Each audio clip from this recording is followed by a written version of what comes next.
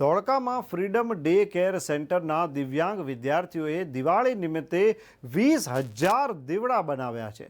Freedom day care centre ધોળકાના મનોદિવ્યાંગ વિદ્યાર્થીઓએ દિવાળી પર્વને લઈને વિવિધ પ્રકારના 20,000 જેટલા દીવડાઓ તૈયાર કર્યા છે. જેમાં સાદા દીવા, ફેન્સી દીવા, હેંગિંગ દીવા, તુલસી ક્યારા, કાચબા થાળી દીવા, હાથી દીવા, મોર દીવા, શુભ લાભ દીવા, વેક્સ દીવાનો સમાવેશ થાય છે. 2 મહિના અગાઉથી આ દિવાળી પ્રોડક્ટ બનાવવાનું શરૂ કર્યું હતું ને પ્રોડક્ટ બનાવનાર વિદ્યાર્થીઓને વેચાણ પર કરતા શીખવવામાં આવે છે. વેચાણ કરનાર વિદ્યાર્થીઓને પ્રોત્સાહન આપવાના ભાગરૂપે વળતર પણ આપવામાં આવે છે. સંસ્થાના વોકેશનલ પ્રોડક્ટ્સનું વેચાણ કંપનીઓમાં સ્ટોલ મૂકીને કરે છે. આ રીતે થયેલ વેચાણના નફાને પણ વિદ્યાર્થીઓને આપી તેમને પગભર કરવા સંસ્થા પ્રયત્નશીલ રહે છે.